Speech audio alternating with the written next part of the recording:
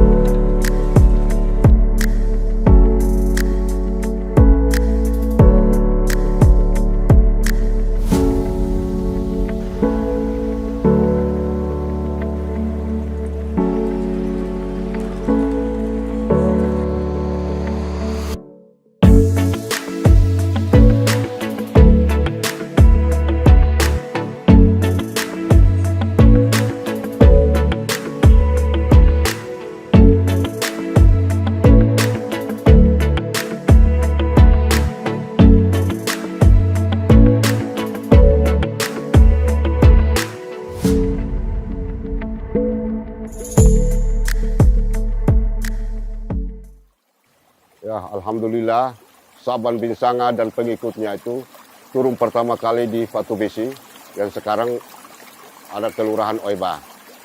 Tapi karena Belanda ingin membangun bandar, maka Sa'ban bin Sangha dan pengikutnya digeser ke kelurahan yang sekarang ini Kelurahan Fontaine. Tapi pada waktu dibangun untuk tempat ibadah, menurut Belanda mengganggu ketenangan daripada Belanda. Maka rasa simpati daripada Raja Taibenu, maka diberikan sebuah tanah yang berupa sawah berukuran kurang lebih 2 hektar yang ada di Air Mata. Alhamdulillah berkat perjuangan dari para Sa'ban bin Sangha dan para pengikutnya, alhamdulillah bisa membangun sebuah masjid yang berukuran 10 kali 10 meter yang berada di Desa Air Mata pada waktu itu. Dan saya tambahkan sedikit, kenapa mesti ada yang dinamakan Desa Air Mata. Desa Air Mata ini unik. Apakah di sini banyak mata air atau air mata tumpah karena selalu diintimidasi? Ya, itu dua kemungkinan, dua jawaban yang bisa kita rangkum. Nah, Masjid Al-Baitul Qadim ini terletak di sekarang Kelurahan Air Mata, RT 06, RW 2, Kelurahan Air Mata. Alhamdulillah masjid ini dibangun tahun 1806 itu sampai tahun 1993 baru direhab. Ya, bentuk masjid itu perpaduan antara Arab, Cina, dan Muslim. Jadi Masjid Air Mata ini sebelum tahun 1993 itu masih tetap menamakan Masjid Air Mata. Dan yang memberi nama Masjid Al-Baitul Qadim itu adalah Bapak Mustafa Taha, yaitu rumah tertua. Itu hasil musyawarah daripada keluarga besar Muslim di Air Mata. Dan renovasinya itu pada tahun 1993 oleh keturunan daripada Sa'ban bin Sangha atau cicit daripada Sa'ban bin Sangha, yaitu Haji Birando bin Tahir. Itu renovasi karena situasi, kondisi daripada masjid ini sudah tidak memungkinkan lagi.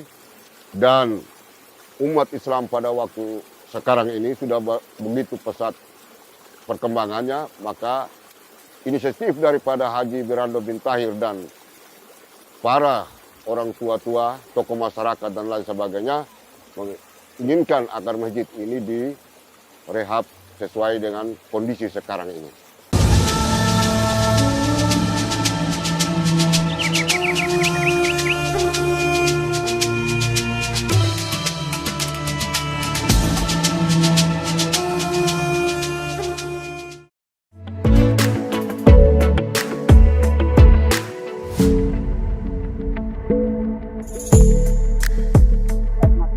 dibangun oleh Sa'ban bin Sangha bersama dengan pengikut-pengikutnya dengan ciri khas perpaduan antara Jawa, kemudian Arab, kemudian Cina.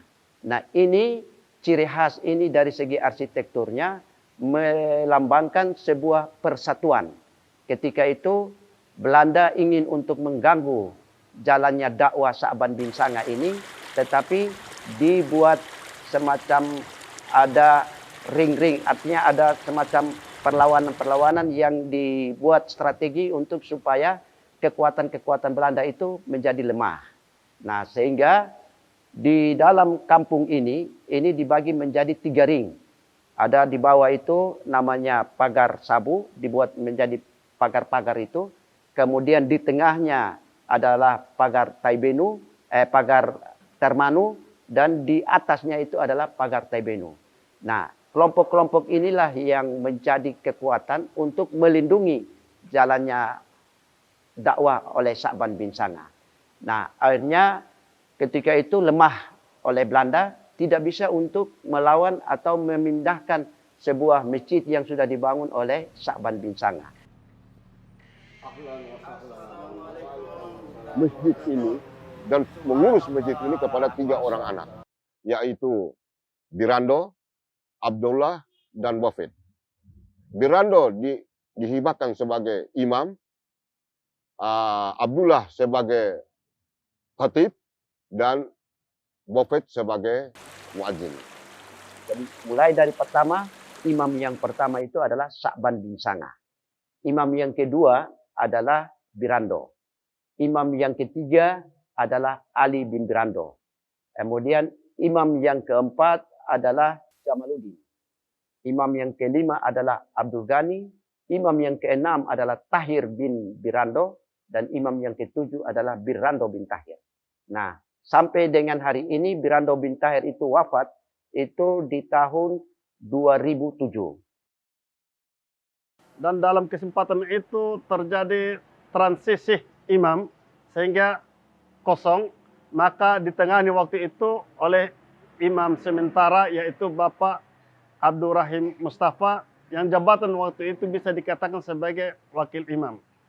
Namun dalam pelaksanaan sepanjang beliau laksanakan hingga sampai 2015, maka sebelum itu dibentuklah Dewan Pembina, dan untuk ketua itu waktu itu adalah Pak Burhan Mustafa, dibentuk Dewan Pembina dan dipilihnya ketua yang periodenya 2015 sampai 2020, 5 tahun, dan diangkat sebagai salah satu ketua panitia atau kini ketua yayasan adalah Bapak Haji Musa Imran. Maka beliau kewajiban sebagai tupoksi beliau untuk beliau mengangkat imam dan pengurus-pengurus BKM dan Badan Iria, Badan Iroda untuk mengurus kemakmuran masjid di Al-Baitul Qadim ini. Di sini juga punya adab-adab di dalam masjid. Nah, ini tidak terlepas sampai dengan hari ini. Kami sebagai pengurus yayasan punya tanggung jawab untuk menjaga, merawat, dan melaksanakan apa yang sudah ditanamkan oleh orang-orang tua kita. Contohnya, seperti untuk meletakkan beduk, kemudian muadzin, kemudian mimbar, kemudian mihrab, itu semuanya itu menunjukkan bahwa kepemimpinan itu harus ada pada depannya. Contoh misalnya mihrab. Tidak bisa kita pasang mihrab itu dengan beduk, dengan mimbar, dengan apa itu tidak sejalan dengan arah itu. Jadi contohnya misalnya beduk, dia posisinya di sebelah kanan, kemudian muadzinnya, kemudian mimbarnya, kemudian mihrabnya. Jadi dia itu menunjukkan adab-adab yang harus ditempati ini. Nah, ini tidak dimiliki oleh masjid-masjid di luar selain dari Masjid Air Mata ini. Nah, oleh karena itu kami dari pengurus yayasan punya sebuah tanggung jawab untuk menjaga ini. Tidak bisa kita membuat atau mendesain sebuah rumah ibadah tanpa melihat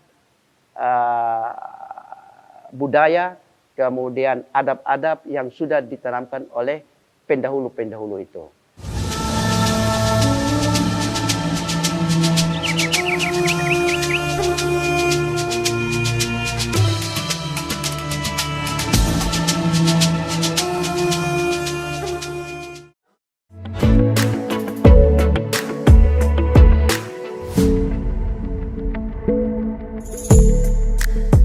Dari segi arsitekturnya masjid, itu kita di sini membagi dua. Ada dua bagian. Ada yang mengurus fisiknya bangunan, ada yang mengurus jalannya ibadah. Jadi ada dua ini namanya Kampung Imam dan Kampung Raja. Ini sampai dengan hari ini dua komponen ini tetap kita berpegang teguh pada hal-hal yang sudah dilakukan pada orang-orang tua kita terdahulu. Kampung Imam itu dia ditugaskan untuk melaksanakan tugasnya ubudiyah. Tugas ubudiyah ini yaitu tugas-tugas keagamaan. Ada jamaah, ada umat, ada masyarakat yang ingin bertanya tentang masalah-masalah keagamaan, itu masuknya di Kampung Imam. Kemudian Kampung Imam punya tugasnya untuk melaksanakan ubudiyah di dalam masjid ini. Sedangkan Kampung Raja, Ukhwaniyah. Ukhwaniyah itu dari segi sosial kemasyarakatan. Dan untuk masjid, dia punya tugas itu untuk menjaga fisiknya bangunan. Posisi dia adalah raja. Rajanya namanya Badarudin, keturunan Badarudin. Itu posisinya dia di atas. Jadi dia dalam membuat fisik bangunan, tugas dia itu tuh adalah untuk menjaga ini, bangunan ini. Itu adalah Kampung Raja. Kemudian dalam ritual-ritual, Kampung Raja ini punya kerjasama dengan Kampung Imam. Nah, Kampung Raja, dia dalam melaksanakan sosial kemasyarakatan. Pembangunan masjid itu pada waktu itu air mata ini belum ada ini. Yang ditempati pertama adalah Saban bin Sanga dan pengikutnya. Maka dana yang didapat itu adalah patungan daripada Saban bin Sanga dan pengikutnya. Itu membuat kesepakatan untuk membangun masjid daripada hasil daripada sumbangan daripada pengikut-pengikutnya Saban bin Sanga. Nah, dan kayu-kayu ini diambil dari luar daripada kampung ini. Ya alhamdulillah, ini 4 tiang atau 4 pilar yang seolah-olah diangkat dari bawah ke atas, yang dasarnya adalah tiang dari kayu. Maka 4 tiang ini menandakan 4 suku guru.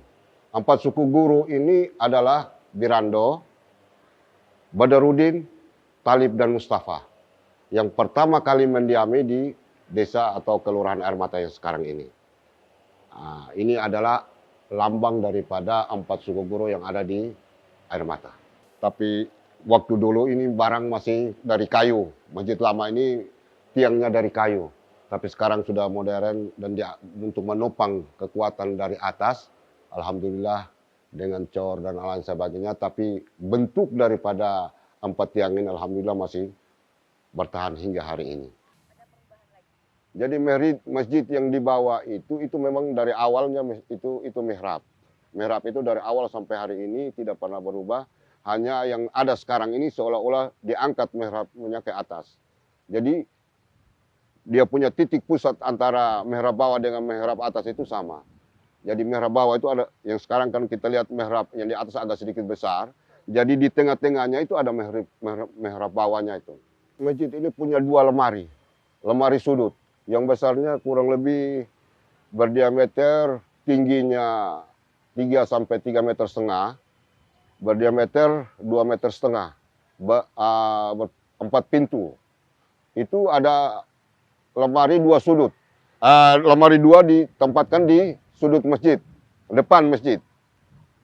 Memang masjid ini dari zaman dulu masih adanya masjid ini, itu cuma warna putih dan warna kuning. Kayunya itu berupa warna kuning. Jadi tidak ada warna yang temboknya itu dioker warna hijau, kuning, tidak ada. Itu tetap dia warna putih. Bedeku ini adalah salah satu pohon, yaitu pohon lontar, utuh, pohon lontar utuh yang dibuat beduk oleh pengikut daripada Sa'ban bin Sangah. Nah, beduk ini kalau kita lihat beduk sekarang ini ada dari papan atau dari kayu yang disambung-sambung, tapi beduk air mata itu utuh daripada pohon lontar. Ya. Dan di situ hasil waktu ketukan itu punya waktu atau sesuai dengan waktu sholat.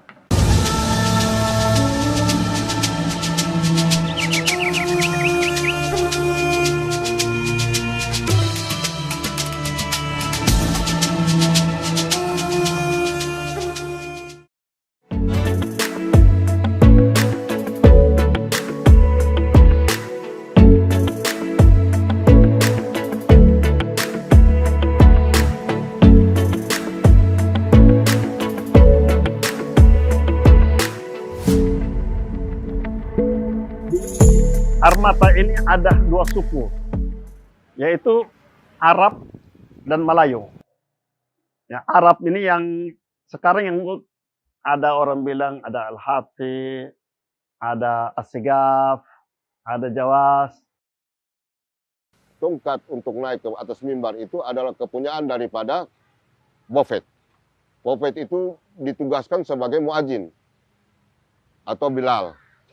Nah, yang bisa pegang tongkat ini adalah keturunan daripada Sa'ban bin Sangah tadi itu, yaitu Bofet. Nah, keunikan tongkat ini, dia harus dibawa ke atas.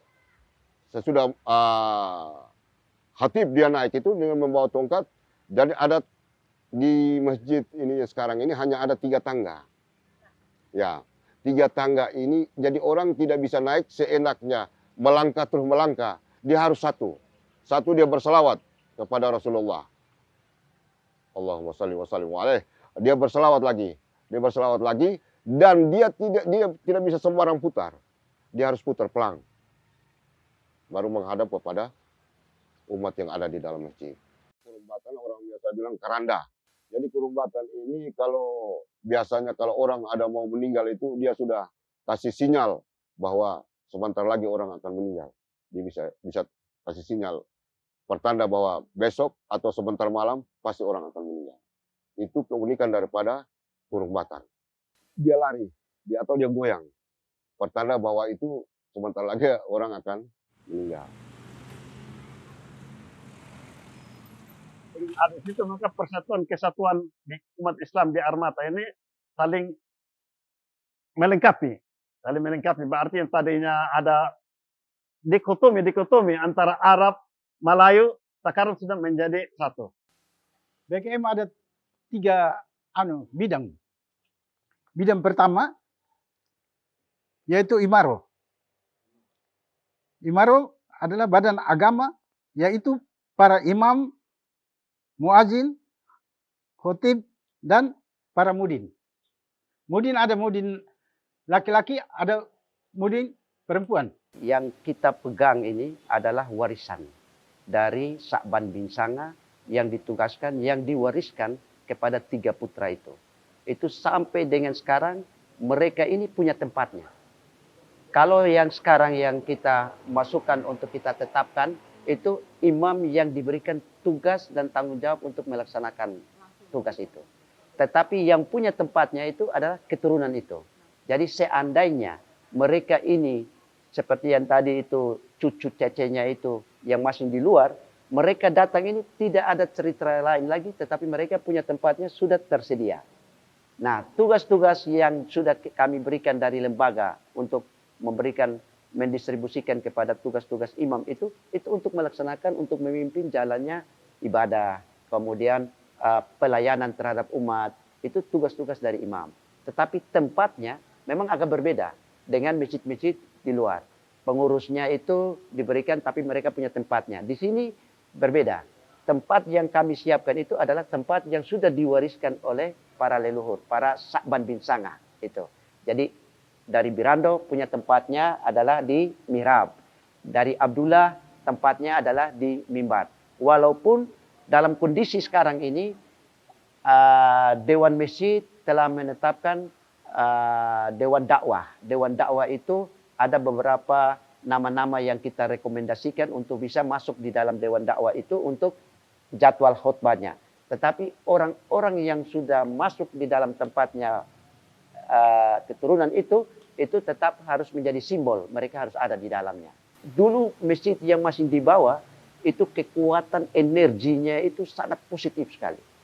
Jangankan kita berbicara, melaksanakan. Berbicara aja salah, bisa juga ada dampaknya. Karena amalia-amalia orang tua dulu dalam amal terhadap masjid ini kan sangat kuat sekali.